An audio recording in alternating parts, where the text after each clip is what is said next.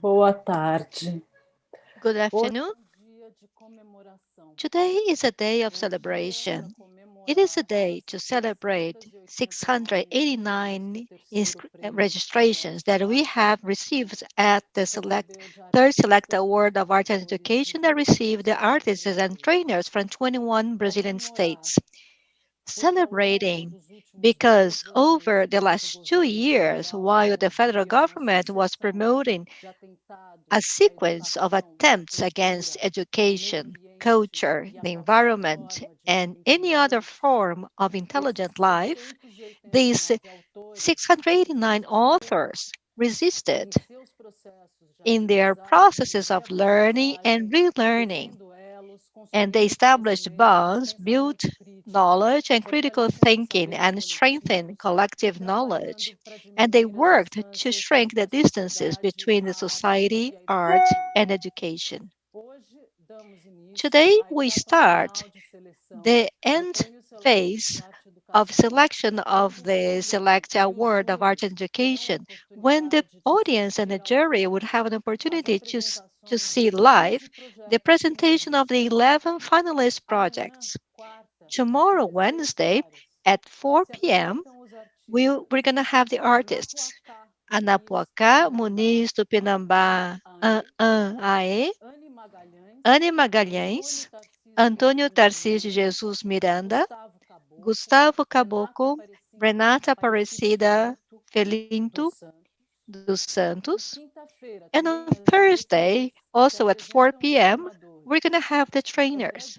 André Vitor Brandão da Silva, Eduarda Gama Canto, Galeria Reocupa, Lara Ovidio de Medeiros Rodrigues, Tarcísio Almeida, and Vicenta Perrota Neto. You can see the link of registrations of these 2 days of seminar at the seLecT magazine homepage, select.art.br. Contrary to this opening of the seminar, it will not be broadcasted through YouTube.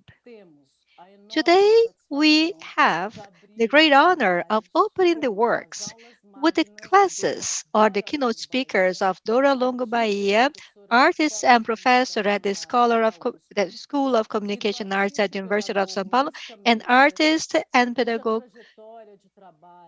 instructor Luis Camnitzer, whose work to return art to its functional methodology of knowledge was the greatest inspiration for the creation of this award in 2017. Moderation of the speakers will be by Caio Norato, professor of the Department of Visual Arts at the University of Brasilia, member of Network Another Roadmap for Arts Education, and jury member of the first and the second edition of the seLecT Award. We have come to this new edition thanks to the priceless co-organization of Itaú Cultural through its wonderful staff, and also with unconditional support of Almeida and Dale Gallery, which is always present and resistant since the first edition. We also thank the partnership of Argentil Carioca Gallery for the Camisa Educação Award, and also our newest partner, the Arapuru London Dry Gin brand. The continuous fostering and the tireless collaboration of other partners have is very important at this traumatic moment of the COVID-19 pandemic. It's by working together that we can give to the art and education its centrality, its place as a protagonist in the fight against inequalities and the construction of life in society. So now I'd like to pass the floor to Gisele Bengelman, who is an artist and professor of the School of Architecture at University of of São Paulo, and also jury member of our seLecT Award.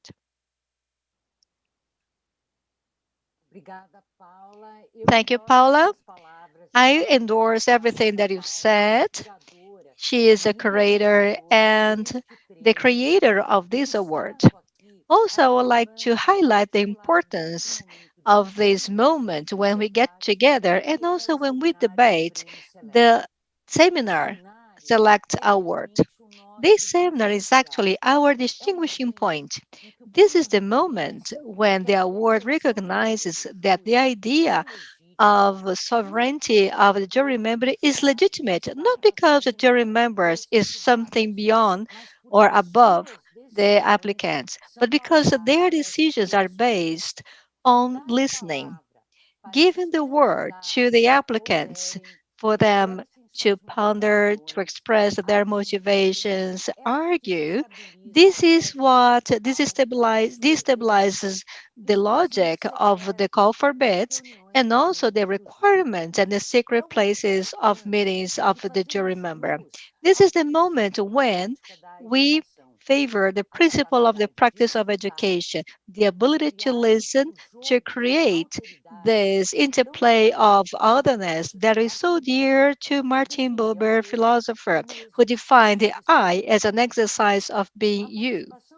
The participation of the finalists in this context makes this award as something very important that places everyone as peers in the collective construction of other instructional strategies.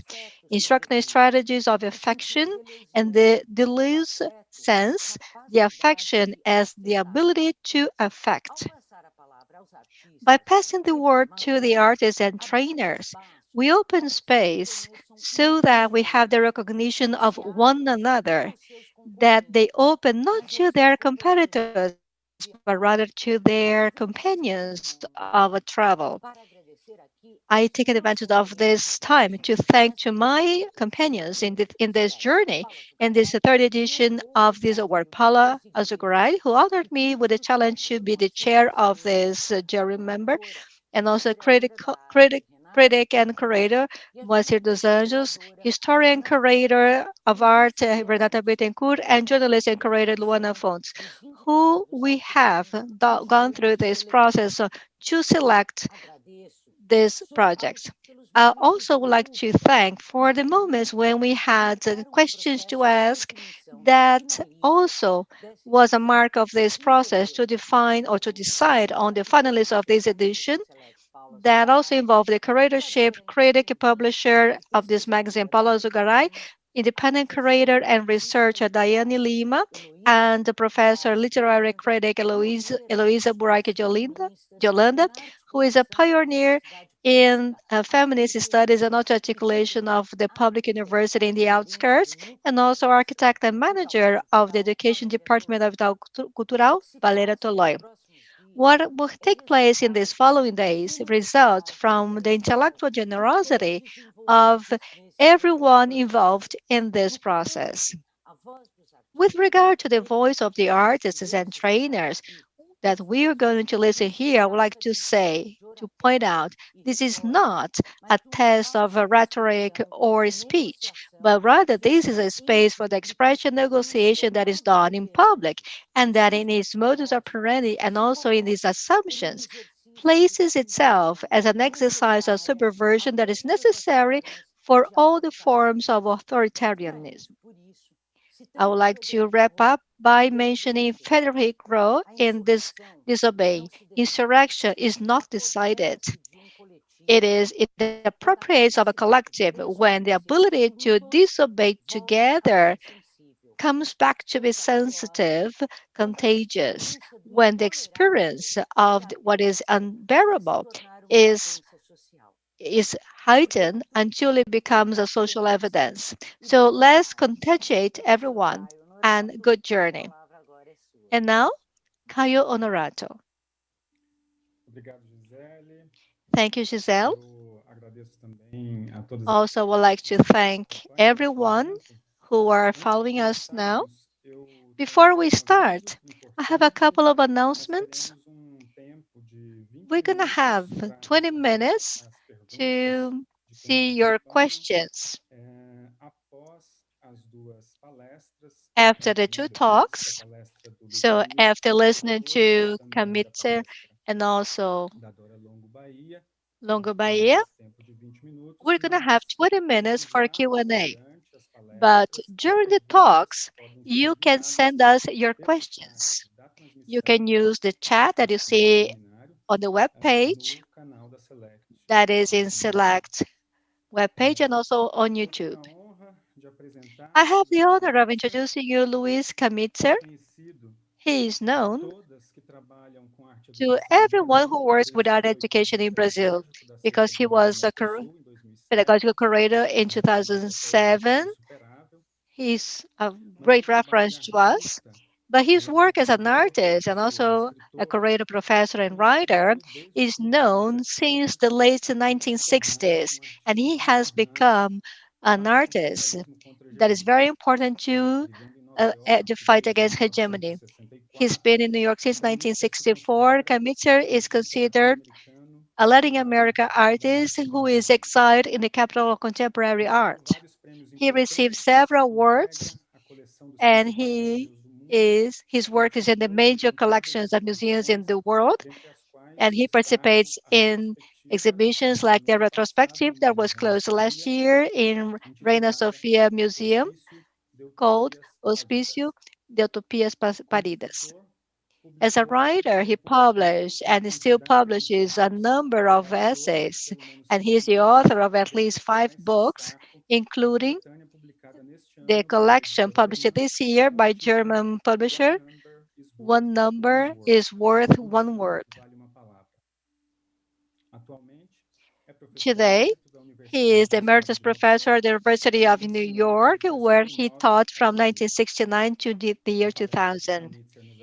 And in his talk, Camnitzer is called The New Man, O Novo Homem in Portuguese. So, Professor Camnitzer, you have the word, and you have 40 minutes for your talk.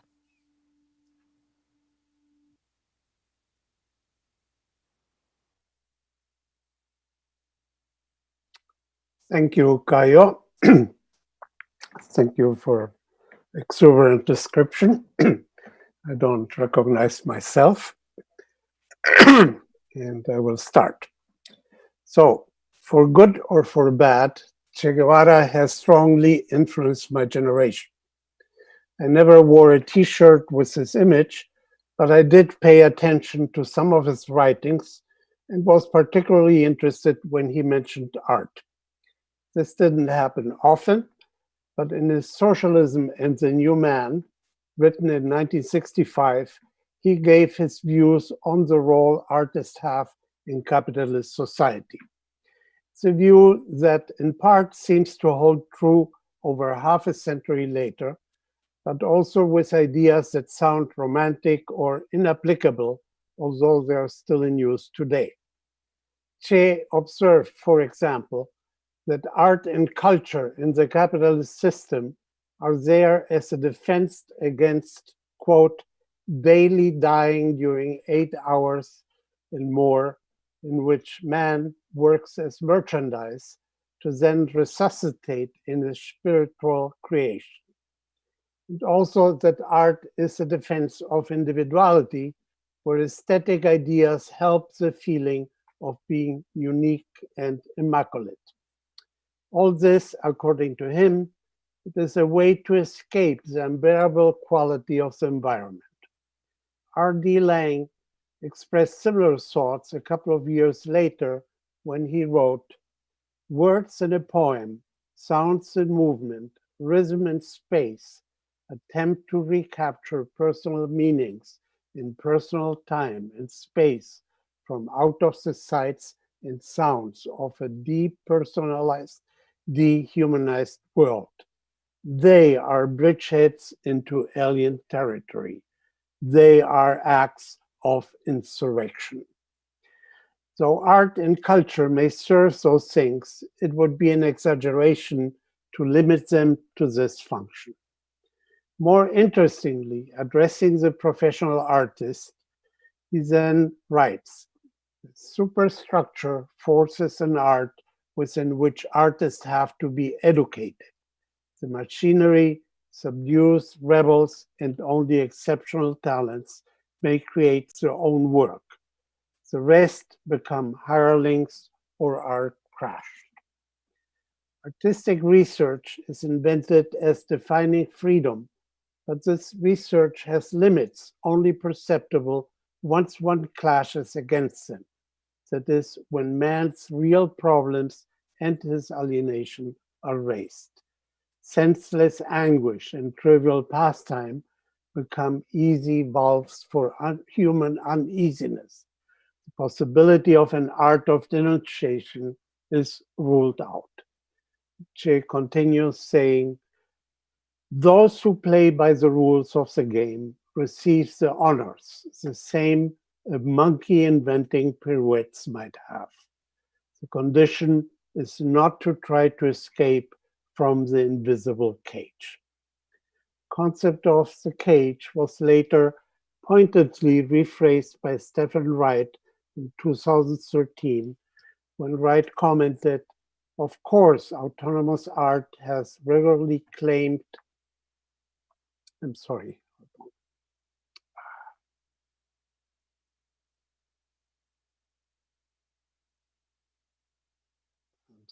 this moved. Of course, autonomous art has regularly claimed to bite the hand that feeds it, but never very hard. Art was not high on Che's problem-solving agenda, and the New Man text may contain his most explicit mentions. The interest in quoting him here is because the relation of art and society hasn't changed much during the last half-century, and it's revealing to hear from somebody immersed in political combat who was neither ignorant nor dogmatic on the issues. Depending on one's point of view, Che's description of the artist and how artists fit in society may essentially be considered as correct, though his criticism of both realism and of art for art's sake lost their relevance. For Che, social realism is a way of avoiding artistic research by combining a socialist present with an aesthetic past. He continued claiming that one cannot oppose social realism with freedom because this doesn't exist yet and won't exist until there is a new society. The development of an ideological cultural mechanism that allows for artistic research is lacking.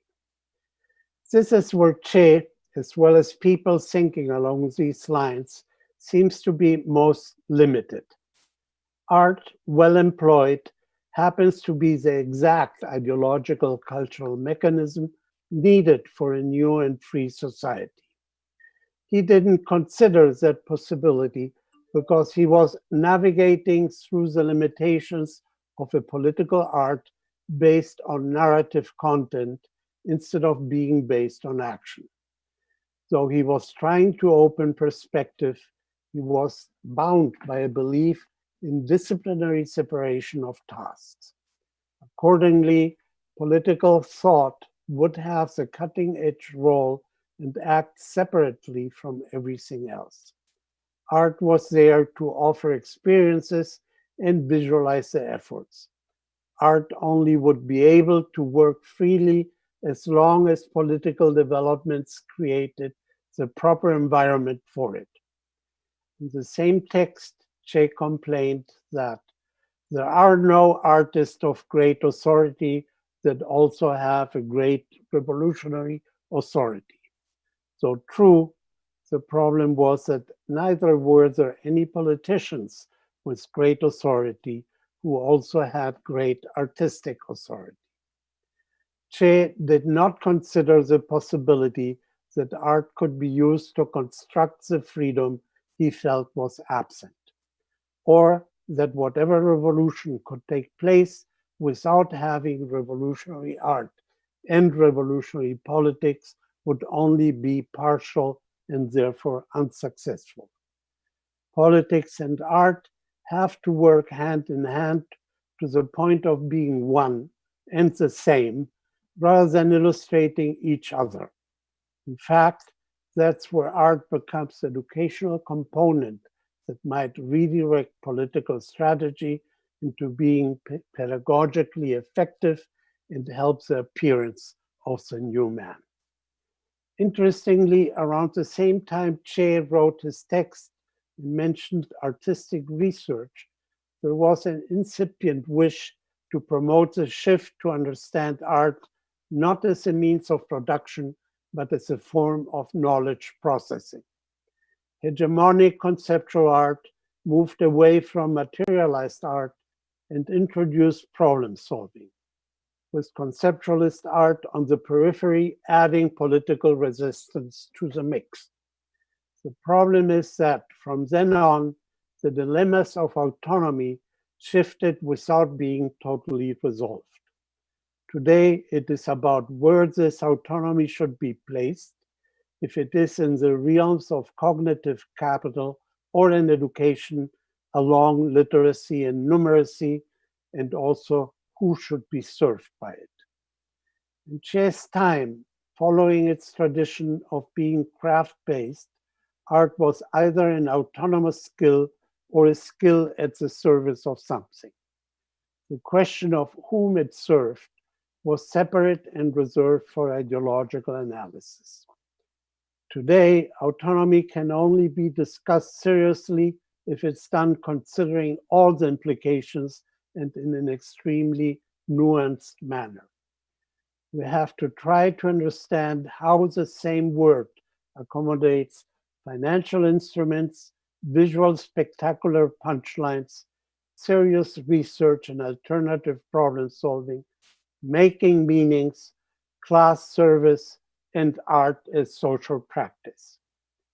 Che's concept of art was simpler and typical for people outside art circles. The schematic view was or still immersed in the abstraction figuration dichotomy prevalent in Latin America during the 1950s, where abstraction represented both autonomy and modernist utopia. Politics was to be represented in the narrative content of the artwork, something much more easily done with figuration. Put this way, one may think that all these either-or options where one choice precludes all others and those discarded are thrown into intellectual waste bin. Today, one could say that none of these disquisitions about figuration and political messages matter much. Even if these differences were to be kept as relevant, some of them may eventually have a cultural effect and many won't. One may trust that if we let art just happen, either as enhanced craft or as contribution to knowledge, and without rational interference or guidance, it will hopefully find its own way to affect society and settle in collective culture. Historians and anthropologists in a distant future will then evaluate whatever has really happened. It would seem, however, that in the interim, we do work for the present, and it still is our responsibility to make the best of it, since we are accountable to those living around us. Che's reference to art starts by stating, it's in the area of ideas leading to non-productive activities where it's easier to see the division between material and spiritual needs. It follows that today's still prevalent notion that art is a leisure activity. No matter which aspect conforming to the word art we may pick, by seeing it as a means of production of useless, tangible objects, the results somehow always land in the area of appreciation. We're supposed to look at art, understand it, and hopefully appreciate it, even if we don't like it. Consequently, art education is clearly divided into those courses that teach how to make it and those that teach how to appreciate it. Good making eventually might lead to specialized art schools, with good appreciating to all the different industries built around and supporting the art products. In other words, the focus is on the different ways art features its instrumentalization, even if compared to other industries, its applicability level is low. That is the problem that Che faced when he saw art as a tool for spiritual recovery from capitalist exploitation. It is lacking freedom in a society that was in the very beginning of enabling the freedom of its citizens. He did not think of the possibility of having art as a form of cognition helping in this task. Neither did he describe what art might do or look like once freedom was attained. The first oversight was a pity, and the second was lucky. Within his concept of art, any definition would have negated the freedom he was hoping for. In view for the failure of 20th century political revolutions, the issue of art's social function is of increasing interest and importance. So is the focus on what it is used for, which is a concept taken for granted in all Western social systems. There must be a practical purpose in anything we do, since otherwise it's luxury or leisure. This has conditioned the educational system and made it increasingly shift towards practicality and eliminating humanities and arts from curricula and having to grapple with the issue of how this useless thing we call art may be quantified and put to practical use. In capitalist societies over the last years, this uselessness has evolved and acquired investment value. Art administration and consultancy courses are proliferating, and as far as art is maintained in curricula, and most artists today are university trained, business courses and survival skills are becoming a fundamental part of artist training. Galleries used to follow the old-fashioned grocery store model. One used to go to the store and buy what was liked or needed. After a period of supermarket format, then perfected with an art fair presentation. Gallery power is increasingly concentrating in the hands of transnational mega galleries that work like brokers for over 100 artists each. Serious art deals have become transactions performed on paper with certificates of authenticity and ownership exchanged while the art itself remains stored in climate-proof depots. Meanwhile, artistic research is moving into the PhD level, marking the terminal degree more expensive, unattainable, and elitist. The uselessness of contemplative consumption is made useful through the leisure economics constructed around it. In art, experience has become the commodity that generates income from those who can afford leisure. The process, however, is not limited to leisure, but has become part of most commercial transactions. It has been theorized in what is called the experience economy. People don't leave or switch brands and stores anymore for lack of quality, but for bad or non-personalized experience, provided during the process of acquisition. Customers are willing to pay more for efficient and pleasurable service at the expense of the quality of actual products. Therefore, it's not anymore the work, but the experience of the work that has to be memorable. The memorability of the experience is enhanced by the spectacle offered for context. People then don't look at work, but take selfies to document that the experience took place. This situation has generated some resistance that took shape in art as social practice, including political action. Some forms of artistic research. Che would have appreciated both aspects, even though they don't exactly fit his expectations. Social practice has a populist bent and works at creatively improving life conditions in society. Artistic research is geared to introduce rigorous methodology and theory into art making, primarily serving the art field. What is interesting, however, is that though not having a radical impact, these moves have led to show art's true cultural role. Art is not about tangible objects, but a methodology to approach knowledge, sometimes using objects to this effect, and about making meanings. Making meanings, however, has two interpretations. One is used in constructivist pedagogy, understood as making sense of things by putting order into disorder or order badly understood. The other and more ambitious interpretation goes beyond that and wants to use art to make new meanings. It's this one that Che had missed. It might have helped him in the construction of his utopia, which raises another problem.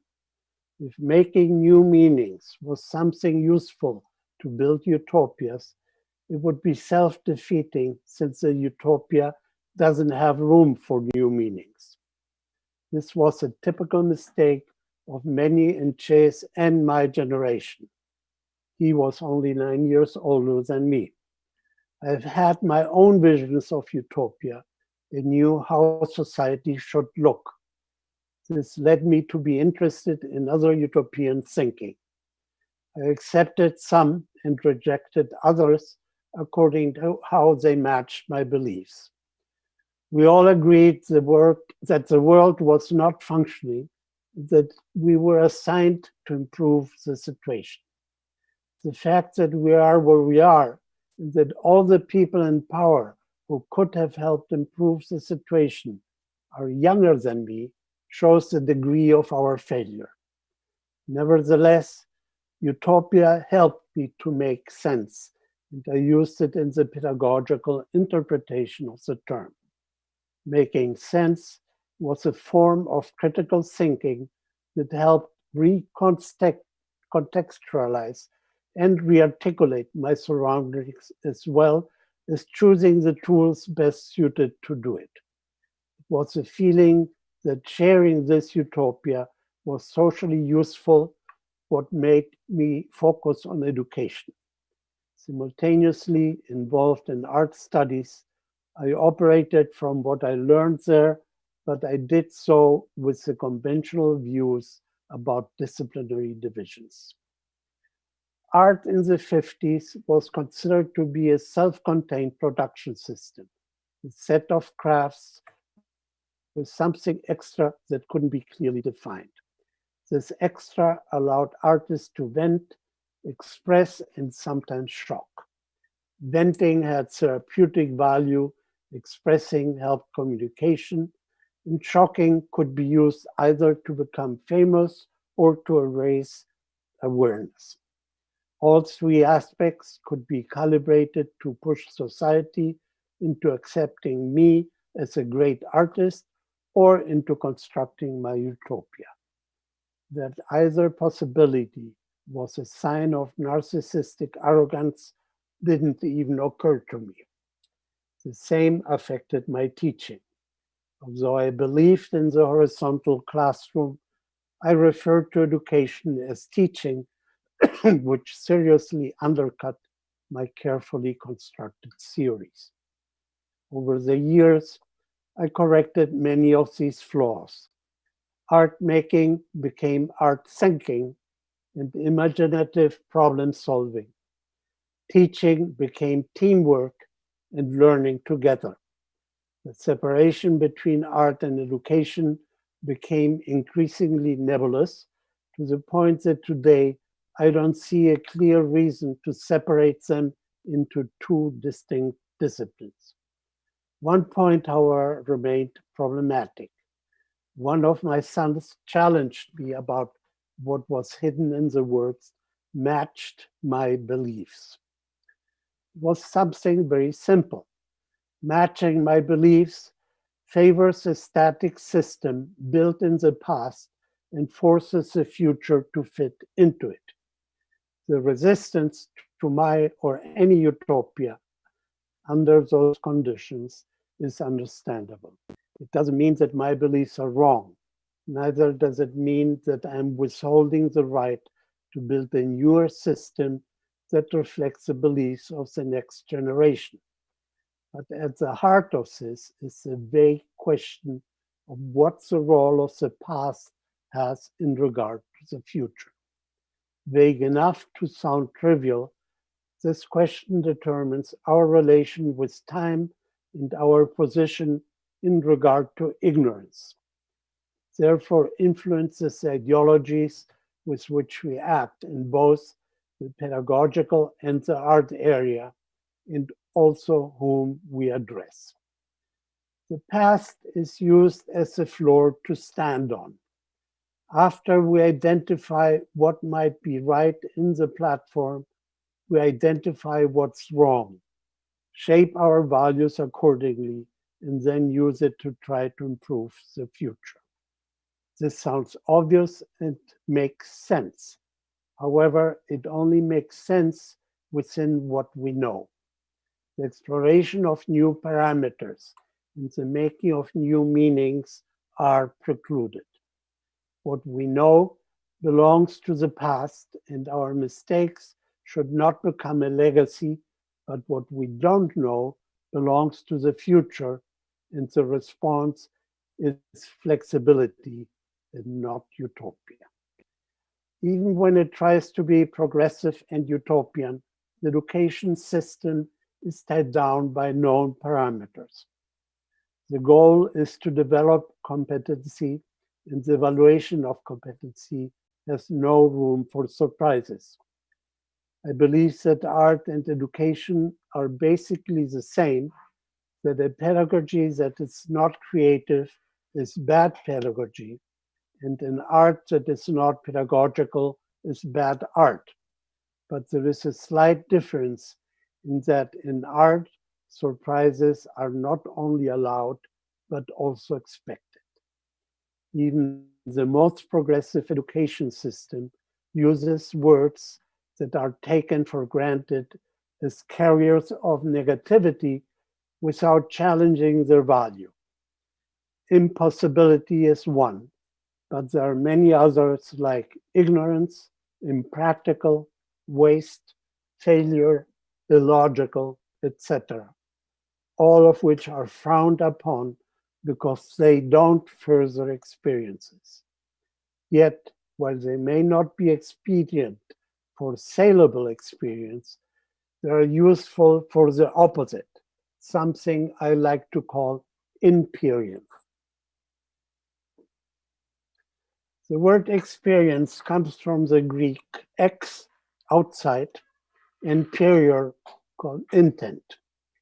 In spite of the personal and subjective quality we attribute to it, experience is like nuts for a squirrel. Reach something external that then is brought into our cheeks to be consumed. In conventional language, the presumed opposite to experience is inexperience, another negative since it only refers to the absence.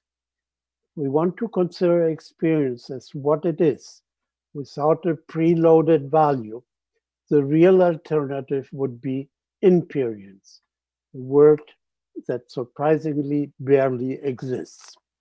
In Spanish, it appears as impediencia, with the authorship claimed by Jorge Veas in 2007. Veas is a Chilean therapist and obstetrician, and in his interpretation, imperience applies to how we relate to internal processes, perceivable and controllable through introspection.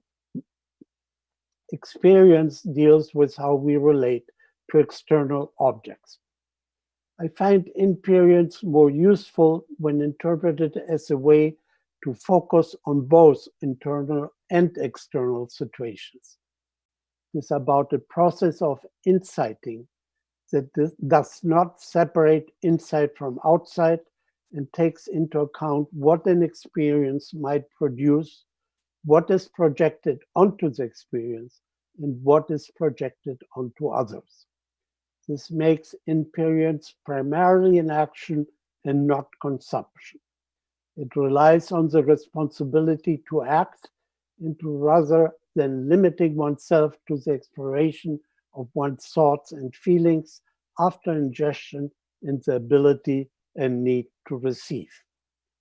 In relation to Che's text, freedom then is not something to be delivered by a politician to then be experienced. It is something to be either taken or created, but always experienced, brought out, and shared. As such, it's a basis for true militancy, one based on shared insights rather than indoctrination. Active experience has become particularly important today. I'm writing this text in the middle of quarantine that already has lasted over 4 months. Though far removed from actual prison life, the comparison is unavoidable. Much of our sanity is provided by introspection and experience, the ways Veas described it. The 4 walls confinement imposed by the pandemic actually increases the danger of limiting our experience to his definition. The incidence and vividness of dreaming has sensibly multiplied in these few months, generating an experience that reminds of second life and that has already generated studies and articles that explain it as an effect of isolation and lack of stimuli.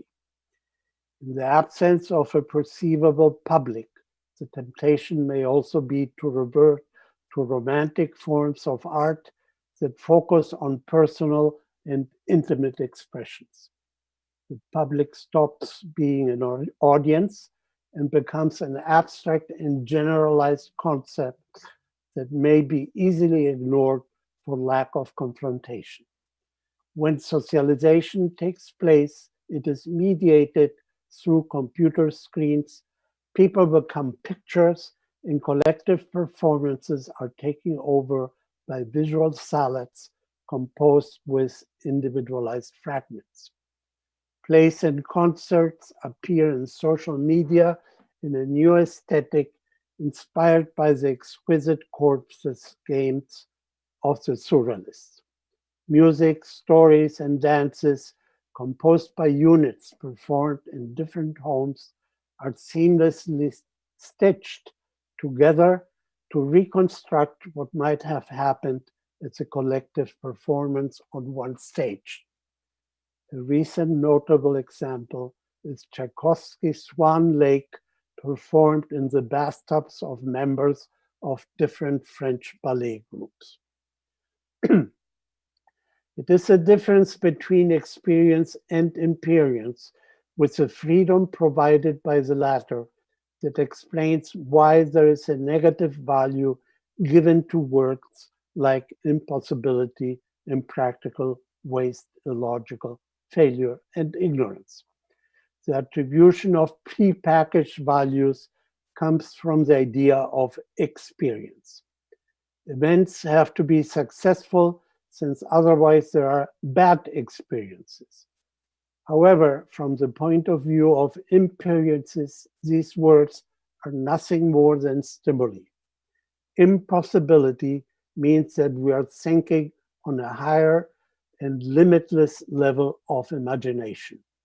Impractical, the same as does waste, frees us from applicability. Illogical opens perspectives by suspending causality.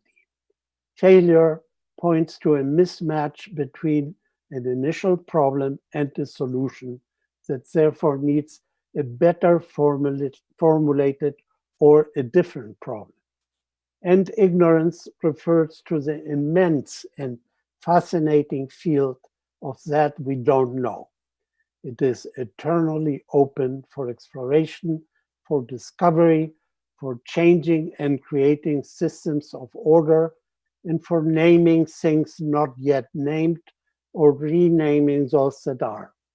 In fact, it's a negative use of ignorance that limits the scope and effect of traditional education. The negative turn of all these words only occurs once they are placed in the area of instrumentalization. That is, when we negotiate our imagination with reality and find the needed compromises.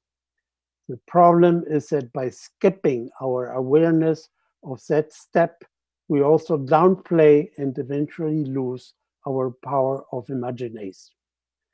In this context, that the absolute negativity of ignorance probably may be the most dangerous. It is the most imprecise word. We may measure what we know, but not what we don't know. And it's used to demean and exclude instead of using it to explore systems of order. Education, as commonly understood and practiced, is about erasing ignorance, not about exploring what we don't know or what we are unable to give an order to. But what if the order we need is not from what is organized for us, but one we create for ourselves? In his novel Borderliners, Peter Hoek writes, "To organize is to recognize, to know that in an endless unknown sea, there is an island upon which you have set foot before." It was islands such as these that she had been pointing out. With the words she had created for herself, a web of familiar people and objects. With her lists, she had ensured that whatever she had once known would come back. Knowledge refers to a past and to the construction of a past that gives us a sense of security by having us learn what has been already named and reaffirming what is known. Thus, the named is integrated in our knowledge, and the most interesting, the unnamed, remains locked up in ignorance. And then, what is not yet known is only research within what is predictable, that is, what can be derived from what is known.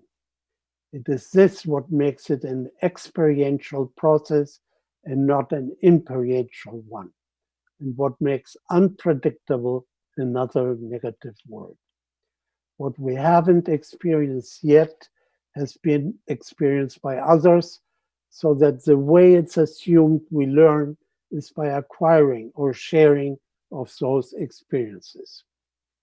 Though experience economy only took some theoretical form during the last years of the 20th century, it's clear that experience rather than imperience has shaped communication and behavior for a couple of centuries preceding.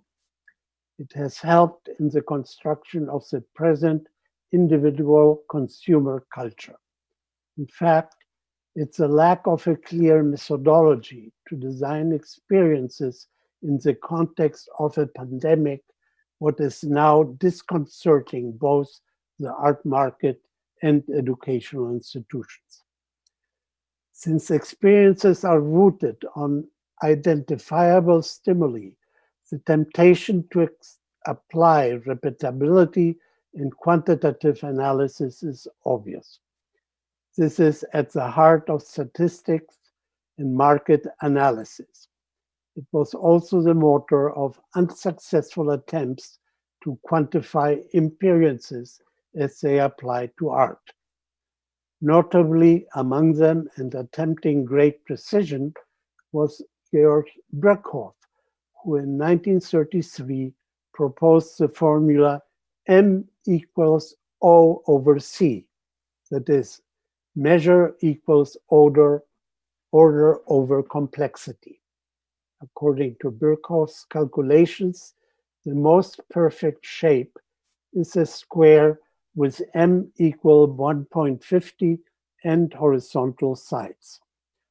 However, when discussing music, Birkhoff acknowledged that one also has to take into account the immeasurable prevailing taste and consensus. More recently, physicist Haroldo Ribeiro has developed an algorithm to determine the relation between complexity and entropy in paintings in order to identify stylistic shifts in the history of art.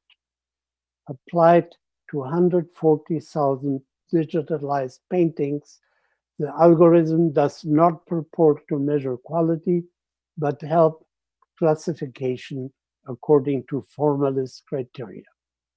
In either case, it's the experiential scientific mind seeking predictability that tries to take over non-quantitative topics that explore the opposites and seek a formalist utopia. Fortunately, both Birkhoff and Ribeiro's work remain as futile oddities, the same as more ambitious social systems that presume to achieve immobility. What we may have learned from the virus is that our relation with direct tangibility and traditional experiencing is a very fragile one. The new man will not spring from a trust in quantification. If at all, changes will occur from an education that reconsiders and balances experience with the power of our insights and experiences and seeks to make this the focus. It may then give the possibility of generating new meanings and orders, and therefore what we may then call the constantly new and creative person. Thank you.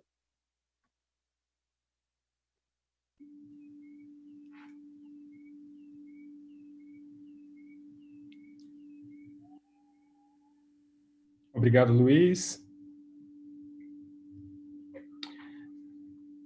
Para quem Thank you, Luis. For those who are seeing us, we are already open to the questions. You can send your questions through the chat. But again, we're going to have 20 minutes for the Q&A. And the Q&A session will be after Dora Longo Bahia's talk. Right now, I have the honor of introducing her to you. She is an artist in São Paulo since the 1980s. She has more than 520 works presented only in the field of visual arts, not to consider other musical performances. She participates in bands since the 1990s. She has participated in several exhibitions, has received a number of awards. She is a PhD in visual poetics from the School of Communication and Art of the University of São Paulo. Postdoctorate in philosophy from the School of Languages and Human Sciences from the same university. And she's also professor of visual arts since 2013 at University of São Paulo. And she also is the coordinator of investigations there. Between 1994 and 2013, she was a professor of Armando Alves Penteado School. And in the late 90s, she also worked in Terceiro Andar School. And her talk is Art and Education, Relation or Contact. So, Dora, you have the floor and you have 40 minutes.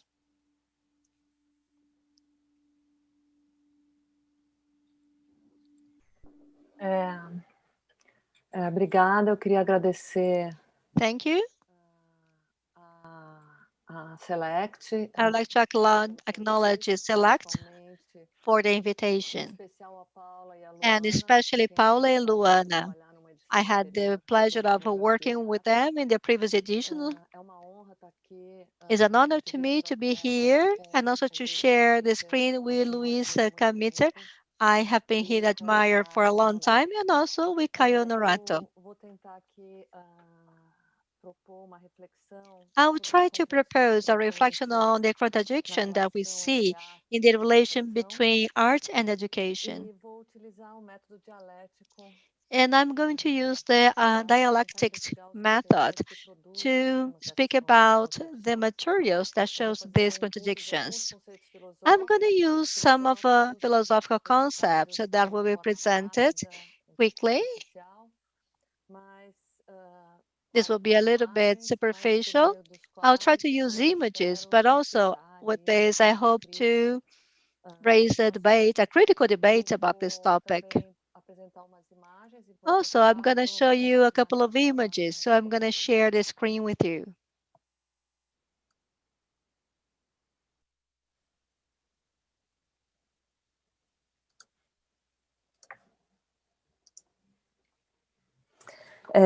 O termo dialética é geralmente usado. The word dialectic is generally used to describe the method of philosophical argument that involves any type of contradictory process between opposing sides.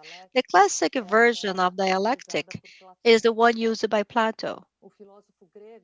The Greek philosopher shows or presents his philosophical arguments through a dialogue or a debate, and usually between Socrates on the one hand and another person or group of people to whom Socrates is addressing, or his interlocutors, on the other end.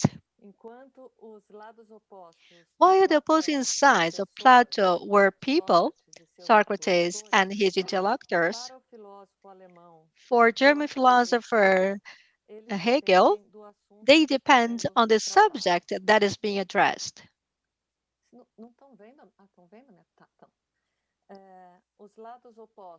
The opposing sides, or the opposing parties, can be different definitions of logical concepts that are opposed between them, or different definitions of consciousness and the object that they affirm to know. Hegel's dialectic method will be later subverted by Marx, who proposes a method that is not different from Hegel's, but exactly opposed to it. In the postface of the second edition of Capital, Marx explains, for Hegel, the movement of thought, which he personifies with the name of idea, is a demiurge of reality, which is nothing but a phenomenal form of the idea. For me, on the contrary, the movement of thought is only the reflection of the real movement, transposed and translated in the brain of man. Marx highlights that this, with regard to the mysticism to which Hegel waves, the dialect as the rational core of his thought, and so Hegel's dialects is seen from the other side, and he assumes the point of view of the worker as a concrete subject in history, who Marx also characterized the dialects that is not only the form of thought, and he captures the development of that, and then, like Hegel, sorry, we have a problem with the sound, but as a form of development of history that, when captured by thought, makes it revolutionary in itself. Adorno and Horkheimer, in turn, used a dialectic method to establish a fierce criticism to the contemporary Western society and the relation between industrialization and art. In the Dialectic of Enlightenment, written in 1944, during the years of exile in the United States, the authors developed a critical social theory by reading Marx as a Hegelian materialist whose criticism to capitalism would inevitably include a criticism to the ideologies that the capitalism supports and demands. The dialectic of enlightenment starts as an evaluation of the modern Western world. In the broader sense of the progress of thought, enlightenment has always pursued the objective of freeing men from fear and investing them in the position of masters, or vesting them in the position of masters. But the fully enlightened land shines under the sign of a triumphal calamity. Adorno and Horkheimer present them a reflection about this contradiction. How the progress of modern science, medicine, and industry can promise to free people from ignorance and diseases and brutal work, and even so help to create a world where people voluntarily swallow the fascist ideology, practice deliberately multiple genocides, and produce tirelessly lethal weapons of mass destruction. The reason, the authors answer, has become irrational. 1 year after Adorno's death in 1970, a series of essays about art written by him between 1961 and 69 were published under the title of Aesthetic Theory. The text rebuilds the movement of modern art based on the aesthetic reflection by building a double dialectic reconstruction that tries to extract the social historical meaning of art and the philosophy discussed. The book starts and ends with reflection about the social character of art. For this, Adorno bases himself on Kant with the notion that is of art that is characterized by its formal autonomy and combining the Kantian emphasis of form, the Hegelian emphasis on intellectual importance, and the emphasis of Marx in the immersion of art in the society as a whole. The result is a complex report of simultaneity between the character that is necessary and illusionary of the autonomy of the work of art, which in turn is the key to the social character of art, or so that this can be the social antithesis of society. Adorno considers the work of art authentic as being monodas without windows, whose tensions express inevitable conflicts within the social historical process where they belong and where they emerge from. These tensions are part of the work of art through the fight of the artist with materials that are historically loaded and evoke conflicting interpretations that many times eventually confuse the internal tensions of the artwork with its connections with the social conflicts. The work of art is not only contradictory in relation to its independence or autonomy. According to philosopher Walter Benjamin, it has a dialectic aspect that performs a vital political role, demystification or mutual demystification between material reality and aesthetic expression. On the one hand, art requires elements of material history for its interpretation so that these cultural treasures are not only something for the dominant class. On the other hand, art also provides critical iconography to decipher this material history so that these elements can construct what Benjamin calls a revolutionary constellation with the present. que vulgarmente ficou conhecida como vida e arte, também é recorrente na reflexão sobre arte, pelo menos desde as vanguardas históricas. Em sua fase inicial, a Internacional Situacionista, formada em 1957 por um grupo de intelectuais e artistas, propunha a superação da arte a partir de seu próprio interior, numa simultaneidade de destruição e realização. No entanto, as contradições logo se mostraram irreconciliáveis. As desavenças entre os artistas dentro da Internacional Situacionista tornaram-se cada vez mais evidentes. Tá falando no canal errado. E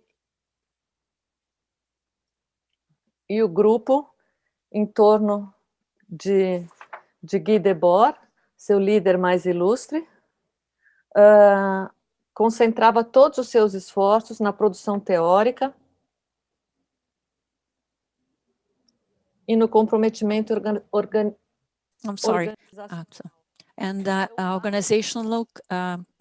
compromise. I'm sorry, yes, I switched. Foi uma interrupção, mas pode prosseguir, por favor. Tá bom, obrigada, Caio. E no comprometimento, então, the divergence between the Situation International increased in such a way it led to the forced exclusion or voluntary exit of all artists. From 1962 on, a reorganized and recomposed version of the group manifested its interest in art only with regards to the limitations of its overcoming in the form of a social revolution.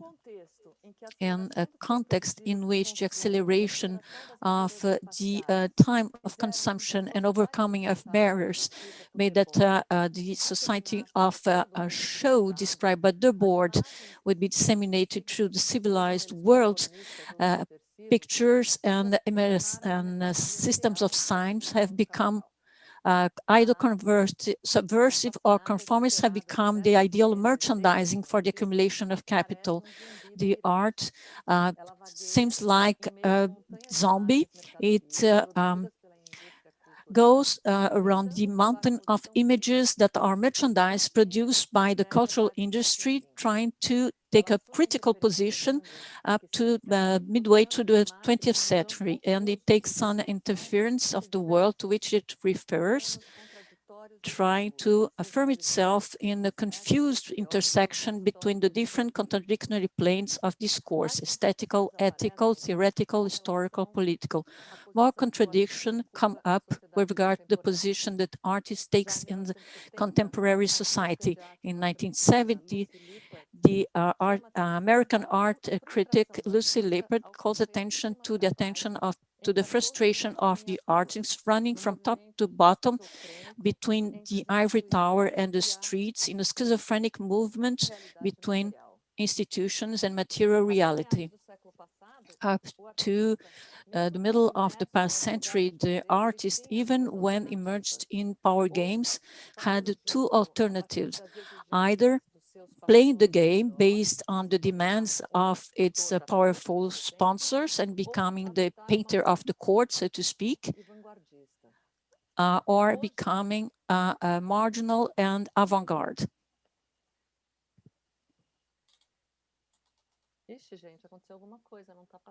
Something is happening that I can't share my screen, I'm sorry.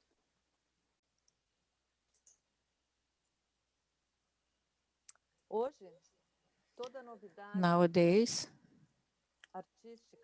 all artistic novelties already come up as obsolete as a result of a frantic race, an unfruitful one, against a market that transforms everything into a merchandise.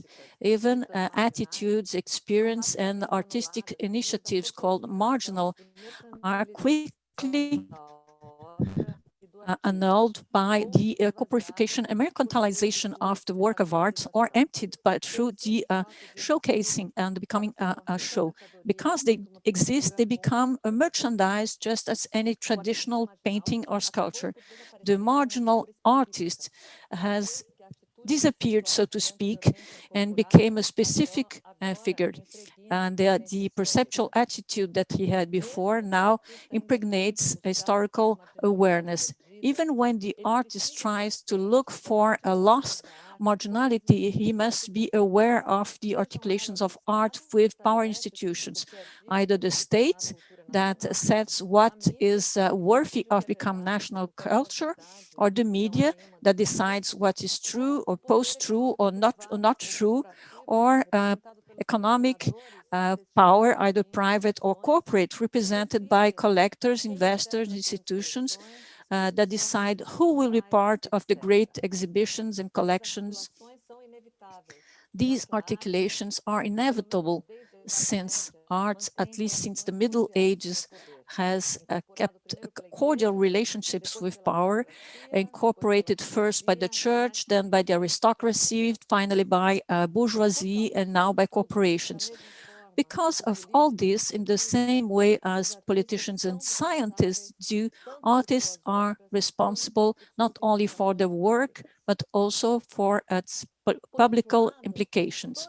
On the other hand, all artistic action also involves an area of irresponsibility or unaccountability, since it's always an act of risk.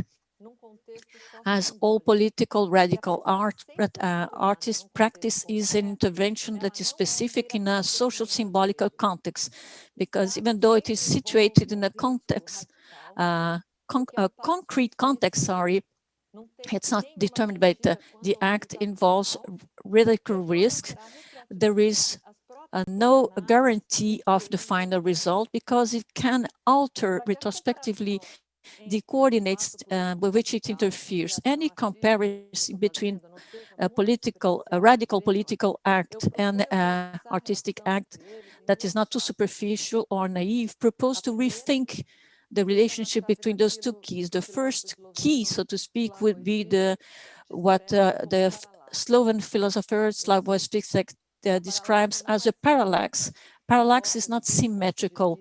It is composed of the two incompatible standpoints for the same X. There is a lack of symmetry between the two standpoints, a minimal distortion. We do not have two different standpoints. We have one standpoint and what is opposed to it, and the other standpoint fills the void of what we cannot see in the first standpoint. End of quotation. Art and politics in this key would be irreducible between themselves and only relate to one another through a deviation in which one fills the void left by the other. The second key to associate art and politics without falling into superficial cliches would be to eliminate the relationship between them and show what another philosopher, Italian Giorgio Agamben, calls contact. According to Agamben, the space of politics is marked by pairs of elements: power and bare life, the house and the city, violence and order, enemy and law, crowd and people. These pairs of elements constitute one another reciprocally through their opposing relationship. However, the same relationship that brings them together also assumes they are not related to one another. The relationship has an ontological role that is essential, because this is where the structure itself that presupposes language expresses itself in a primordial relationship between the being and its name or its thing. Agamben concludes that the access to a figure that is different from politics, that it is a very urgent problem, not only in Brazil, but in the contemporary world, would have to take the shape of a destituent power. In other words, something that puts into question the status of the relationship and that opposes the fragile being of language that is so difficult to know and to capture. Destituent power would be that which, abandoning ontological political relationships, would make it possible contact defined uniquely by the lack of representation, according to Agamben, where a relationship is destituted and interrupted, the elements will be in contact with one another, and there will be nothing between them but the absence that takes the place of the relationship that would bring them together, but in reality kept them separate. And this key, the relationship between art and politics, would be eliminated. For Agamben, artistic practice had become the place in which a problematic involving the identification between human existence and a certain way of life is shown. If in the past, the activity of the artist was defined exclusively by the work of art and he had a residual character with regard to it, nowadays in modernity, the work of art is the residual part that is linked to creative activity.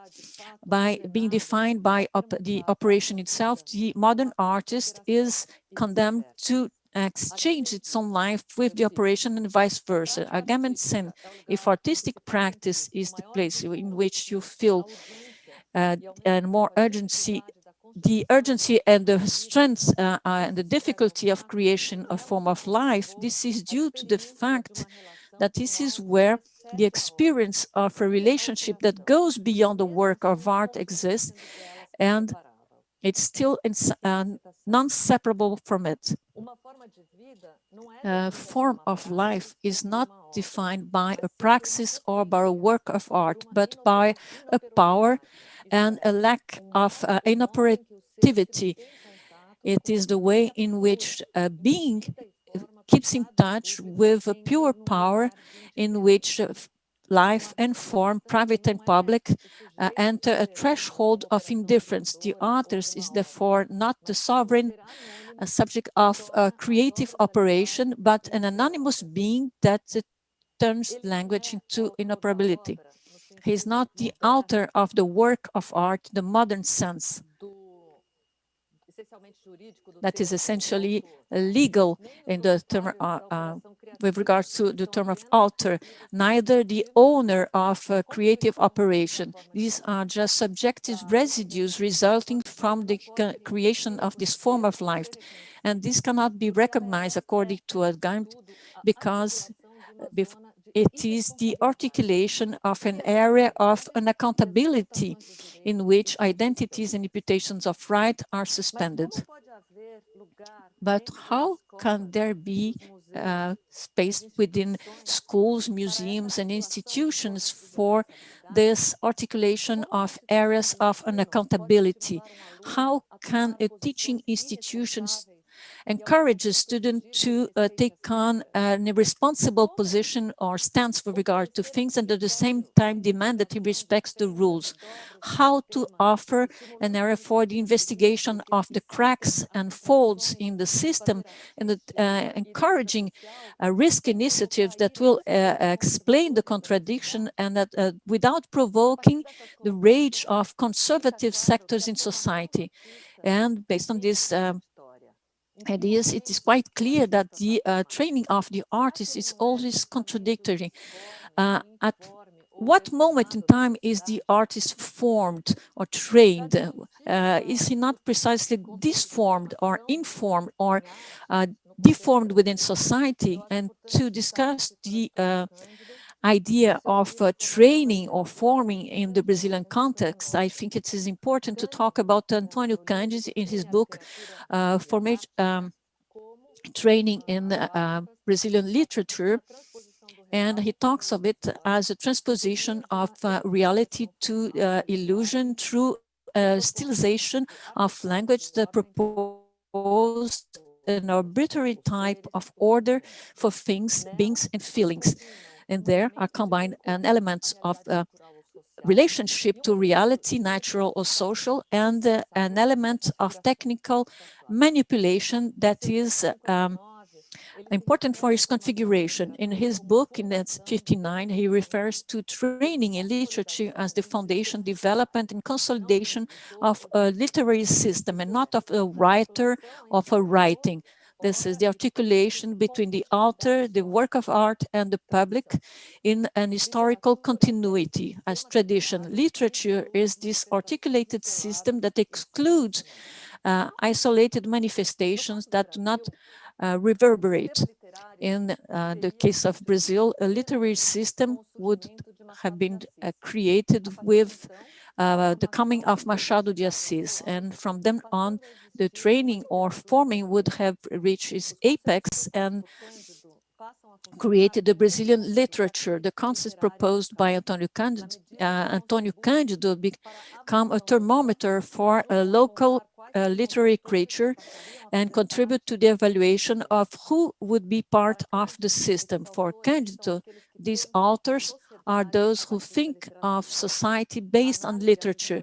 The analysis presented in his book was extremely important because of the creation not only of paradigms for literary local criticism, as well as the systems that oppose it.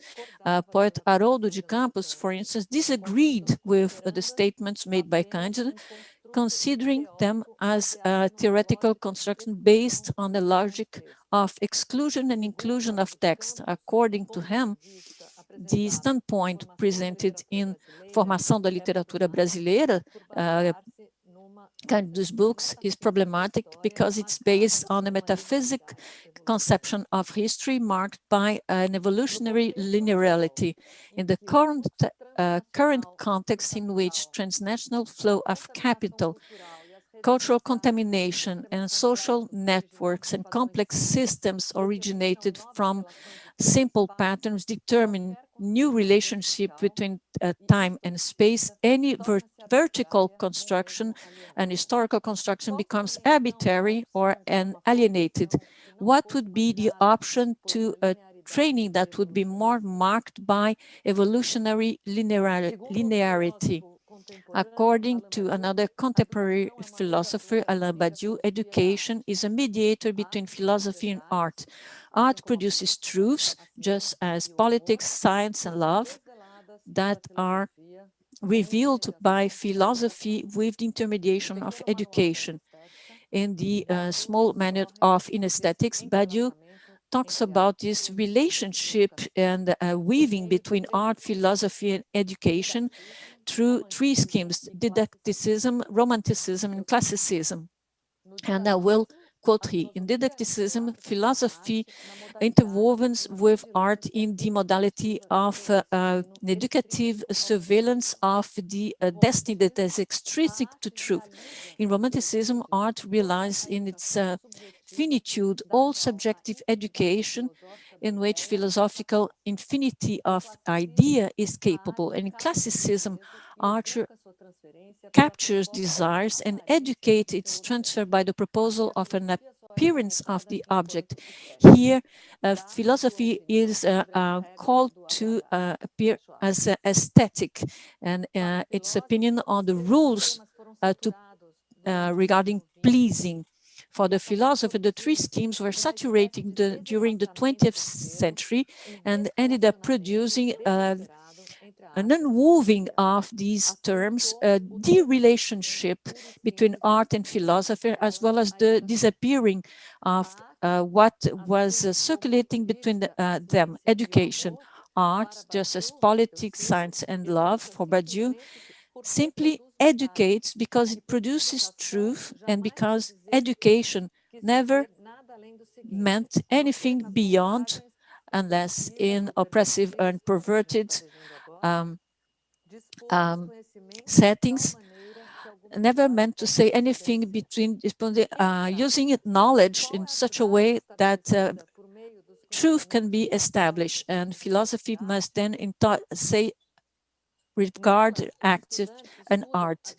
What is the practice in those schools? Students study the revolutionary procedures, the traditional techniques, and historical determinations, learning to become new artists. The idea of a young artist or new artists frequent use in residential programs and presentations in exhibitions means much more than the period in lives of someone who works with art. It's not the same feel as the artist when as a young man from James Joyce. This last one was written by the Irish artist, the portrait of the artist as a young man, in which he narrates the maturing of his alter ego, Stephen Dedalus, and as the character matures, Joyce changes the style of the text and creates a reflection between content and form. The book is considered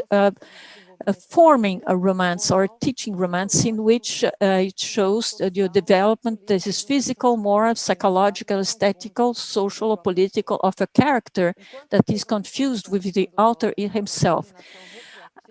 While the term the artist as a young man is a denomination that is retroacting, presupposes the existence of a work, the term a young artist presupposes a category that exists before the work of art, a bet that can work or not. These art schools launch young artists with the same speed at which with which large stores launch new collections. Then you have the young artists merchandise that will feed the capitalist demand for the new that is always equal. The truth that is set in the schools of arts is therefore the total prevalence of the phenomenon that Marx called the fetishism of marketing. All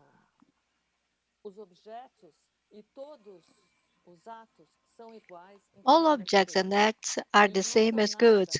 They are nothing but greater or lesser amounts of accumulated labor and therefore money. It is the market that takes this homologation or authorization, in addition to the subjective intentions of the authors. The commodities reign is terribly monotonous and even without content, an empty and abstract form, always the same, a pure quantity without quality, money, gradually imposes itself on the infinite and concrete multiplicity of the world. The relationship between art and education unveils, therefore, a range of contradictions not solved. And this happens because both of them are in contact with politics, science, and love, and this makes emerge the memory of a series of ambiguous interruptions, a déjà vu of a revolution that was forgotten, deleted, and never managed to come to life, because it also confuses itself with social structures of capitalism.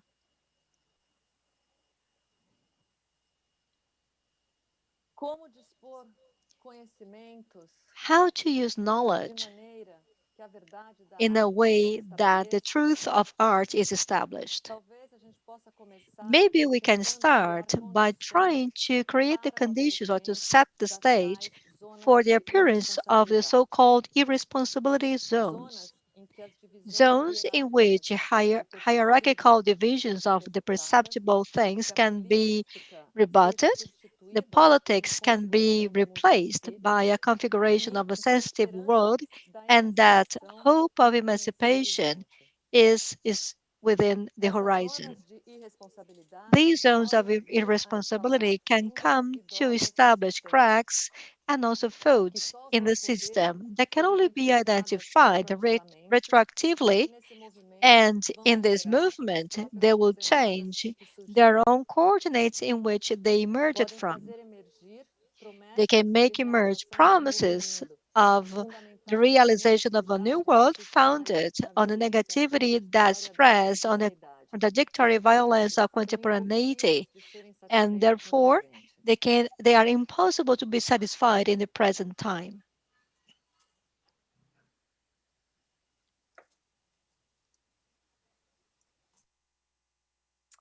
Algumas dessas promessas Some of these promises can be called art or politics or even education.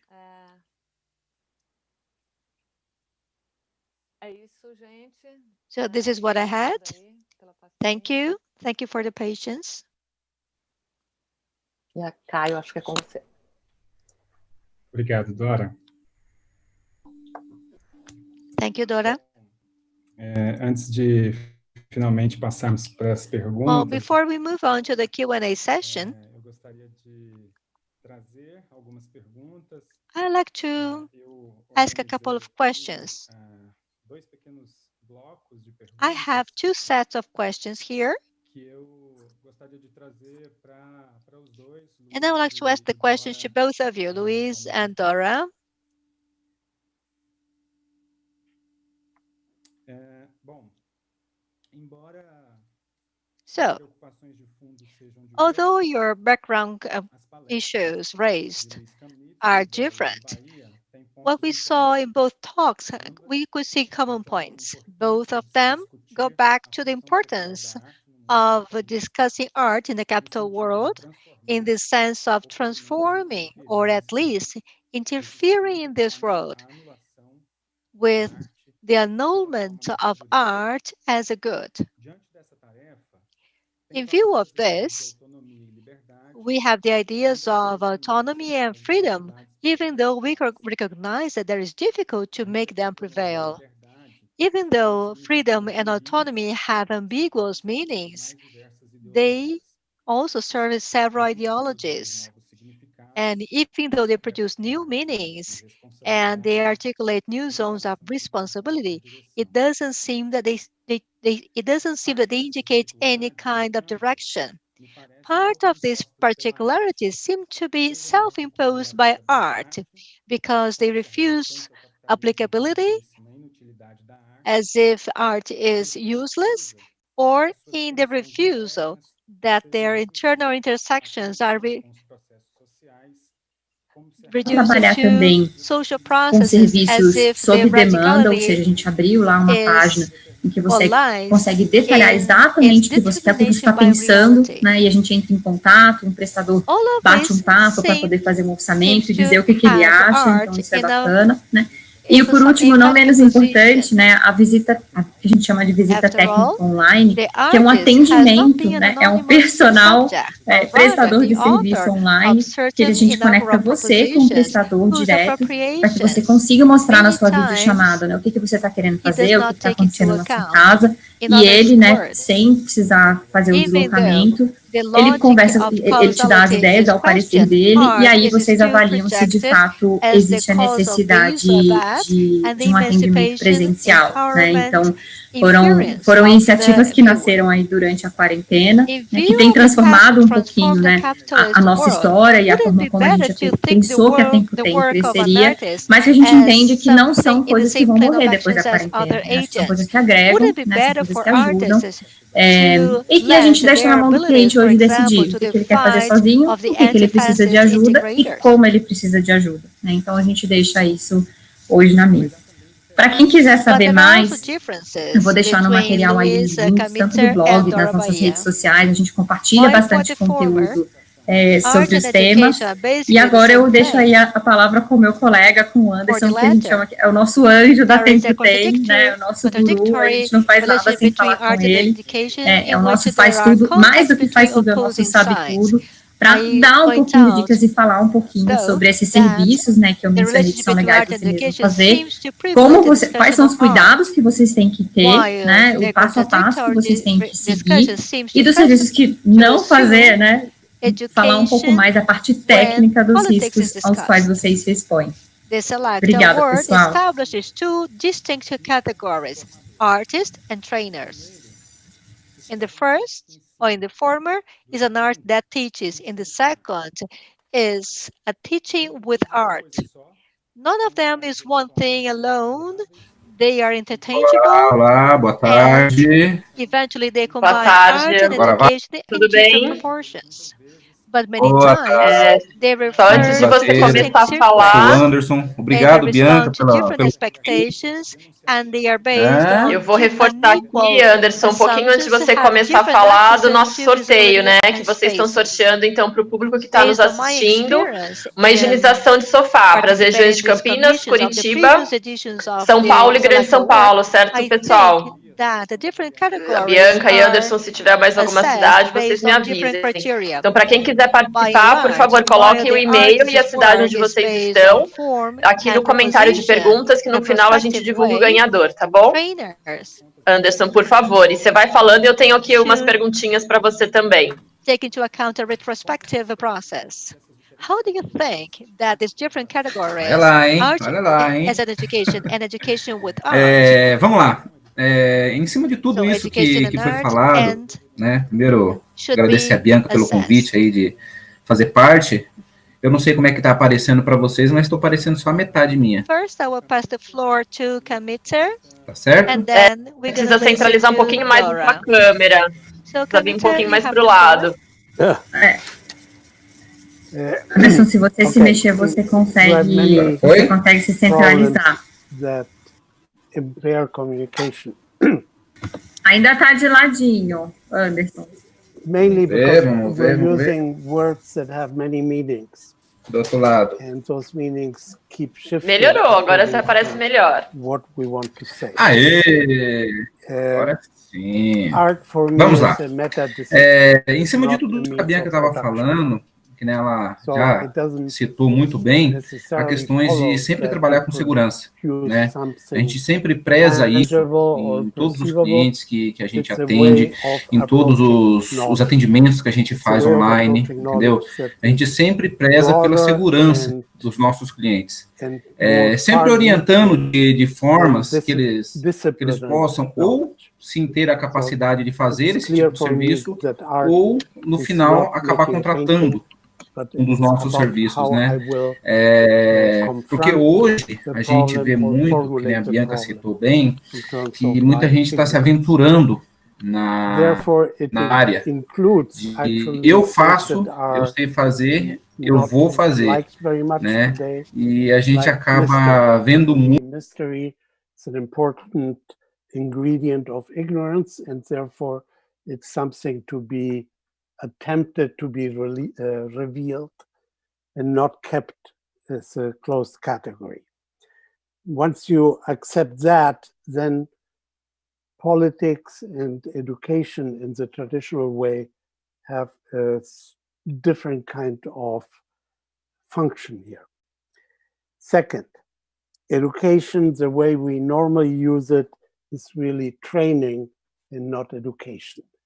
So if education is, instead of training, what it is supposed to be, that is help an individual to mature as a citizen, become constructive in society, and help not only develop individual creativity, but the creativity in other. I'm getting a notice here. Is everything okay? Caio? Yes, Camnitzer, I can hear you very clearly. Okay. I'm sorry.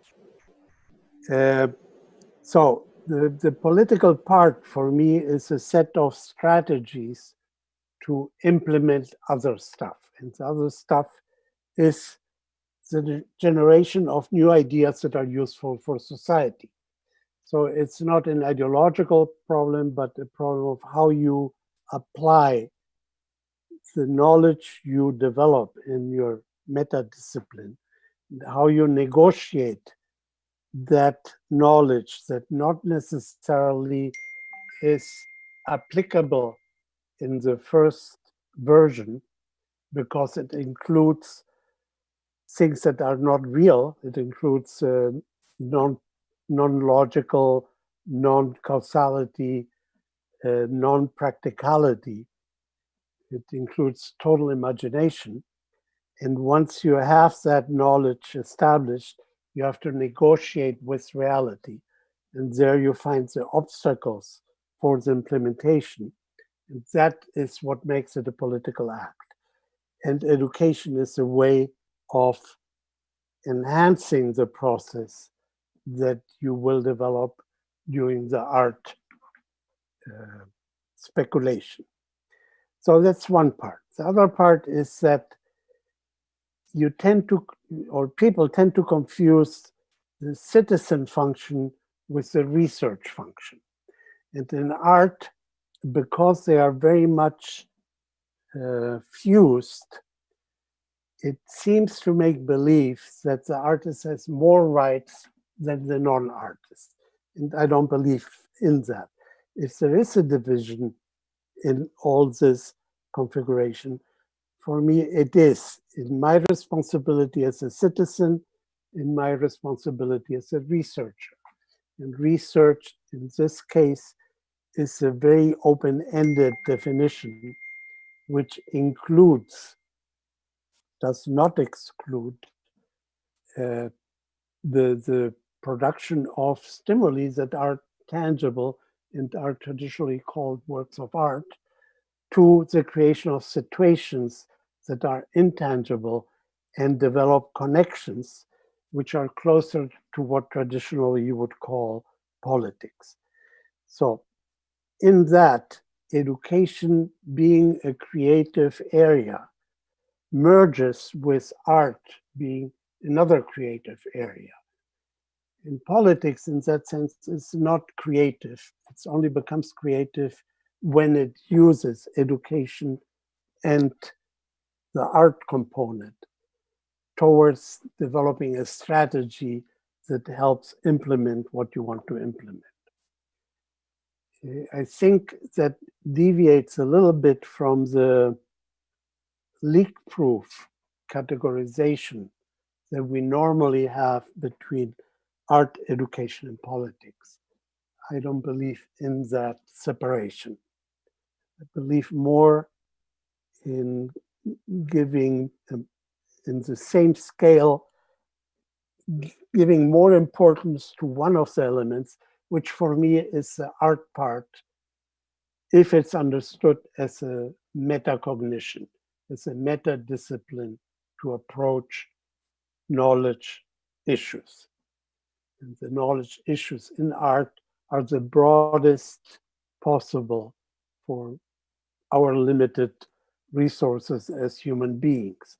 While science, for me, is a subcategory, because science is limited by certain conditions, which are causality, which are replicability, which are possibility, which are all the positive words, where the negative words are also included in the art speculation.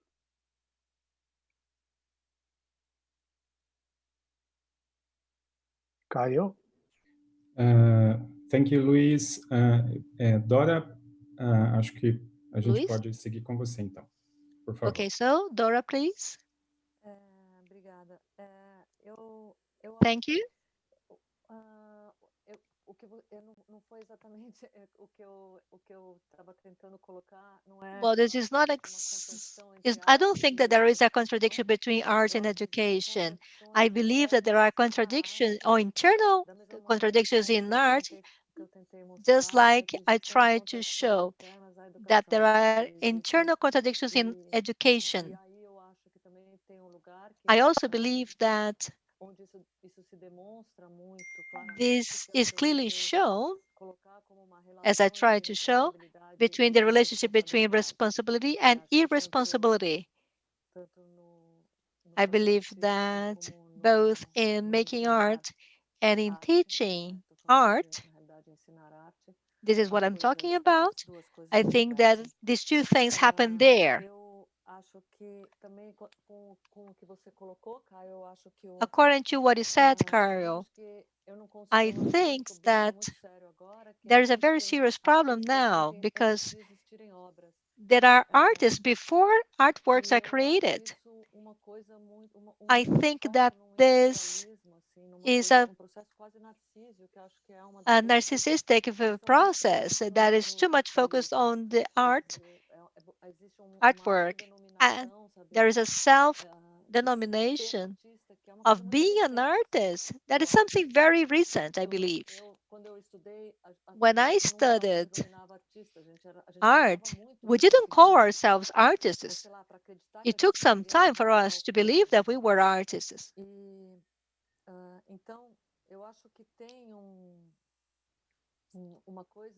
So I believe that there is something there in the making art that, well, I cannot see a difference between art and education. I think that, well, I cannot believe that there is any difference. I think that there is a process, an internal process that many times merge. And what Camnitzer was saying is that there is a place for creativity, even though I think that politics also involves creativity, and this is why it also confuses with the other elements. But I cannot see any difference in these two things that you mentioned as a proposal. That's it. Thank you, Dora. Can I add something? Yes, please, Camnitzer. You see, I think one of the problems is that in our society there is an art monopoly by the so-called professional artist.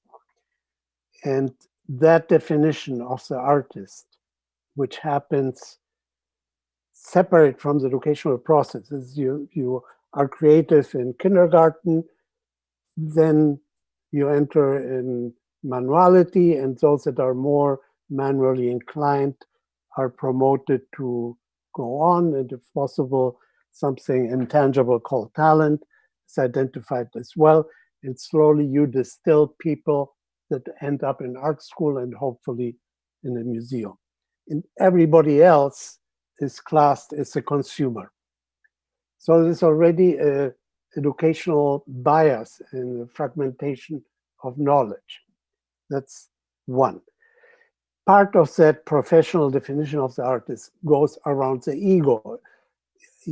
Since you are promoting work that goes into a market, you have to brand it. And part of the branding includes the ego. Therefore, the accountability is not social anymore, but it's towards the market reference. And in all that, any decision you make is political.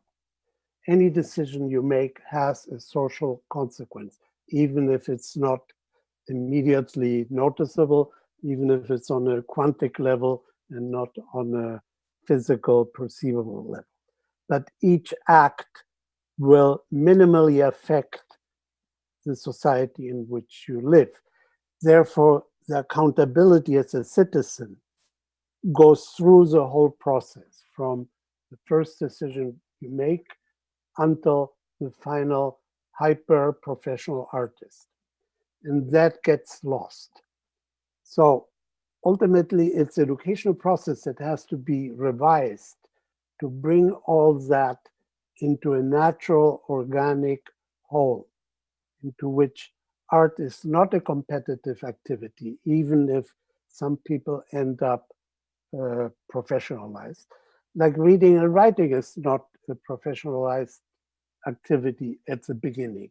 It's a matter of organizing your surrounding within a certain code. And for some mysterious reason, art is left out of that coding system instead of being the super coding, decoding process if you want to go into the production aspect. But it's not a competitive issue. It's not who reads better, who reads less well, who writes better or not. We're not being trained to get a Nobel Prize. We're just being trained to communicate. In art, we're trained to communicate creatively. There's no reason why some people are allowed to do that and other people are negated in this.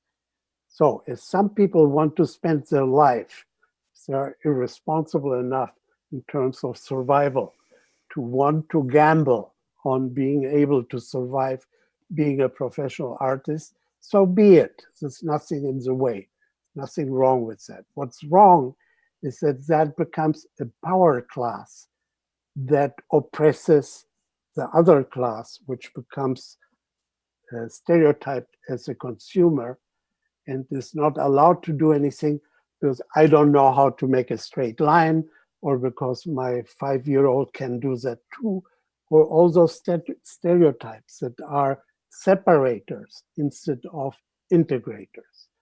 So it's about how do we get people into the process. It's not about how we keep people out of the process. And within that, we all face ignorance, and we all are naturally inclined to explore that ignorance in the most creative way as possible. And there is where education is working against us, because it bases ignorance in relation to knowledge instead of knowledge in relation to ignorance. So it's about expanding your knowledge, which is a tiny island in a huge ocean, instead of understanding that's in the ocean where things are, not on the island. On the island, there are things to survive practically, but that's not the ultimate thing. That's just the day-to-day functioning. But in a society where the day-to-day functioning is so crucial because you work in order to live, and therefore you live in order to work, and you are trapped in that circle. That's what's allowing that humanities are being erased from our educational system, and that those things that have practical application are promoted. And with that, we're slowly getting into a process of atrophiation of our abilities, of diminishing imagination, of becoming zombies, and now zombies, if you want. Okay, sorry about that. Obrigado, Luiz. Nós temos algumas perguntas. Thank you, Luiz. We have a few questions from the audience, and I'll read the two of them. One is directed at Luiz and one to Dora. Is it okay? Yep. The first question is addressed to Luiz and comes from Gustavo Torrezan, who asks how Camnitzer sees the idea of identity outside of the person, who is pondered by philosophers, and many see that related to the digital environment, the internet. In other words, how do you see this idea outside of the being and this parallel between inference and experience? And to Dora, the question that was addressed by Cristina Gurgel, she asks this: Dora, within the historical context, art has always represented its context, social, economical, political, historical. How could art now separate itself from a capitalist economy? And I give the floor to Luis, who will answer first. Look, I lately feel that as an artist, I'm only going to be successful the day my work is absorbed into general culture and my identity as an author disappears. That is, my success is going to be in anonymity. It won't start in anonymity, but it will end in anonymity if I'm truly successful.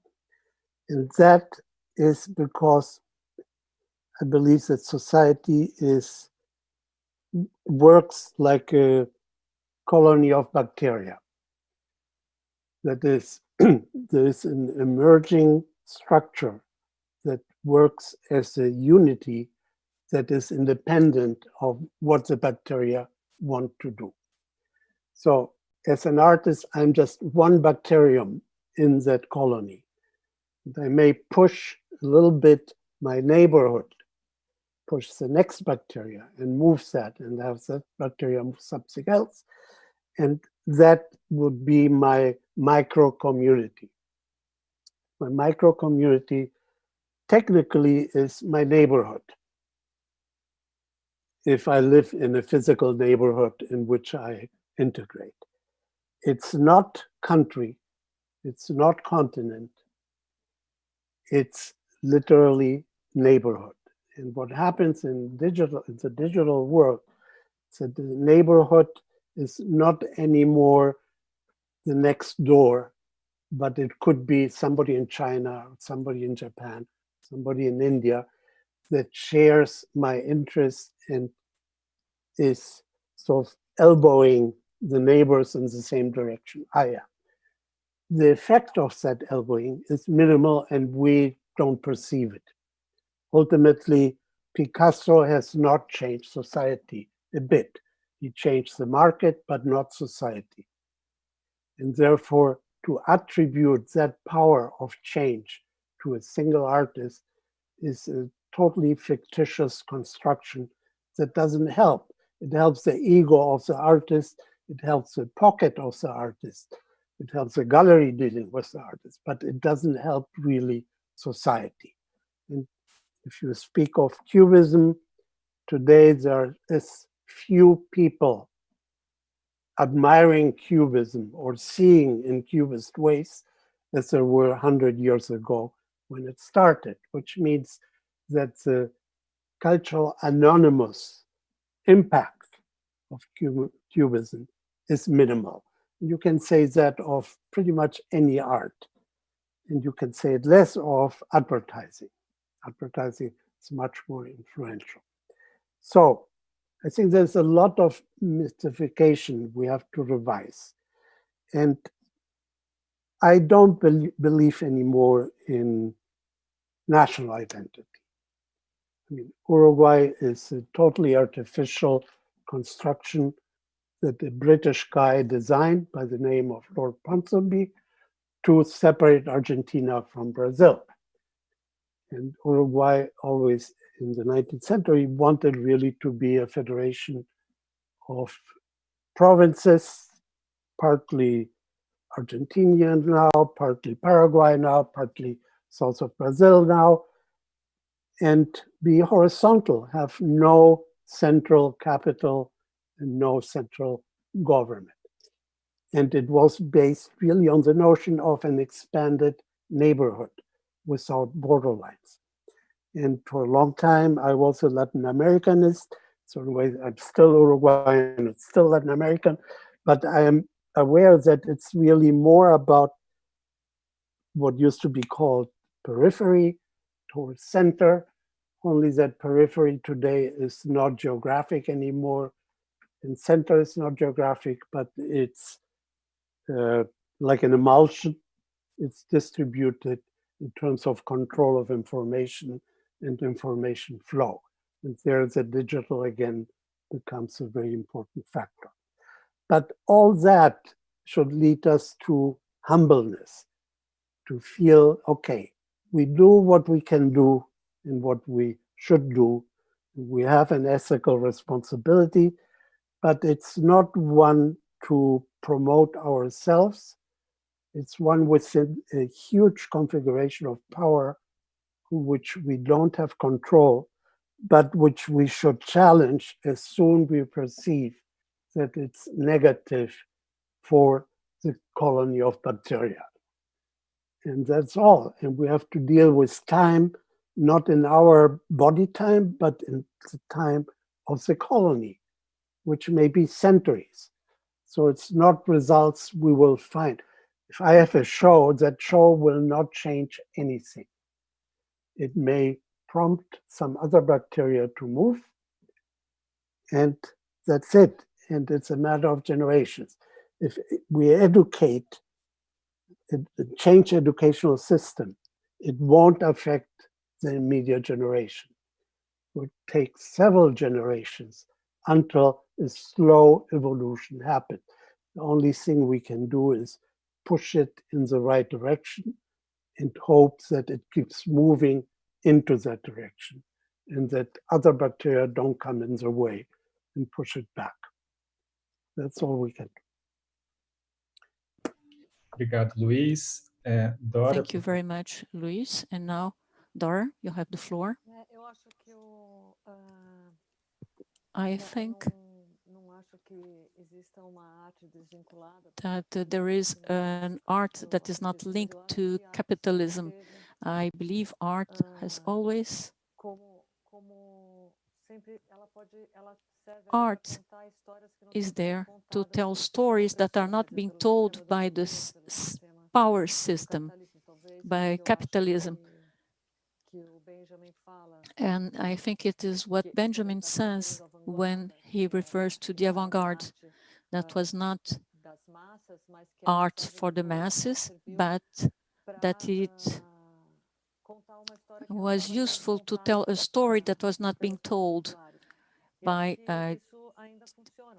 people. And I think this still works. We live here in Brazil, and we see these exhibitions that are organized where you count the members of the public, the audience that goes there, and those exhibitions, we had 3 million people going, attendees. They are not important. There is a space there, and sometimes a work of art can change the coordinates under which it was created. We cannot say that the work of art is a causality. It is within a concrete context, and it's analyzed within a concrete context, but it is determined also by this context, and we define that retroactively. And we can say that this happened and such and such thing happened, but it could not have happened. So we have a number of conditions that are only identified in hindsight after things took place. So I don't think we can unrelate things. We have to understand what does it mean, or we have to question ourselves the whole time. What is doing art? Why do I do art? What's the sense of making art? And maybe this question will produce something. I chose these pictures of protests that because I believe that there are people there who are trying to get together to do something, and that might be art. Maybe it's not just a protest. Sometime in the future, maybe we'll say, oh, look how cool this protest was. So there is a naming thing as well, which I believe it's very bad when it takes place before I will make a work of art. Sometimes it's not before, sometimes there is a retroactive thing that takes place and something becomes a work of art. Well, that's my opinion. Thank you, Dora. We have 5 more minutes, and I have a final question for Camnitzer, made by Anderson Oliveira, who asks, I would like Camnitzer to talk about imperience as a political action before the pandemic. And before I give the floor to Camnitzer, I will recommend to Anderson a talk by a lecture by Camnitzer, who is available on YouTube in the Proa Foundation site in Buenos Aires. And in this lecture, I think Camnitzer talked precisely about this topic. It's called the Battle of the Virus. And it's easy to find it. It's in Spanish, you can find it. I will give the floor to Camnitzer. Well, one thing that happened during the virus is that I felt the temptation of going back to deal with my own neurosis and anxieties instead of maintaining my links to some kind of a community. And I mean, going back to what Dora said, I agree that art may be a category that you use afterwards and should not be a precondition. and that we all, one of the duties we all have is to try to tell untold stories, no matter if we have the label of being an artist or not. And it doesn't really matter, the label. So in any case, the fact that I'm locked in since March 1st, because I'm sort of a vulnerable person, given age and given asthma.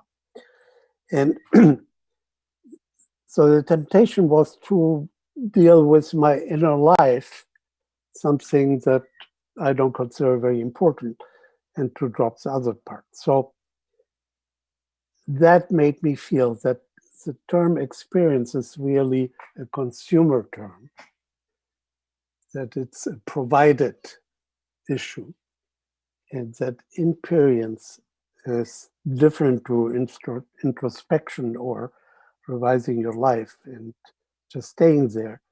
It's a way of developing your critical distance and critical abilities to then feed back into what would be the experience. And that's something that I think would be the antibody to reconstructing the world just in your own scale and forgetting the main scale. And I don't know what else I can tell to answer. The thing at Proa was about the victory of the virus over the aura of Benjamin. So which the aura itself is already a very obscurantist construction. And the virus is exposing that obscurantism, I feel. So I don't know what else to say in the short time we have. Obrigado, Luiz. Thank you, Luiz. There is no doubt this conversation could spin on. And for those who want to go deeper into this issue, I recommend this talk you had on YouTube. We will conclude here. The seminar will go on, of course, and I will repeat the invitation to all those who are following us today. And tomorrow we'll have the presentations on the 11 finalist projects. And on Thursday as well, at the same time, we start at 4 o'clock. And we have our meeting on Zoom. And the link for registration, you have to register to take part. The link is on the site of the seLecT magazine. I would like to thank once again Luiz Camnitzer and Dora Longo, Bahia, and the whole technical team of seLecT for the making of this seminar that has brought us these wonderful moments. Thank you. And we'll see you later. Thank you.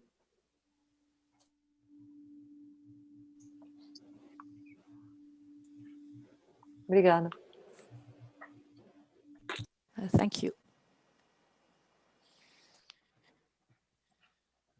Obrigada, Camnitzer. Thank you, Camnitzer. Gracias, it was Dora. a pleasure to listen to you. Igualmente.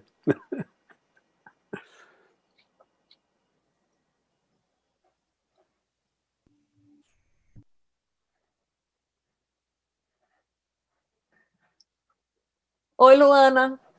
Fantástico! Muito bom! Podemos seguir falando aqui, por aqui agora? Podemos, eu acho, né? Não sei, o porque evento não cortou, né? Que maravilha! Foi maravilhoso. Que passava, enfim, na hora a gente controlando o tempo, mas podia talvez ter passado para Luiz e Dora. Oi, Luana. Dizerem palavras finais. Dá para ver tudo. Muito bom! Podemos seguir falando aqui? Não sei como ficou esse final. Deixa eu ver, pedir para... Não, ficou ótimo. Eu acho que as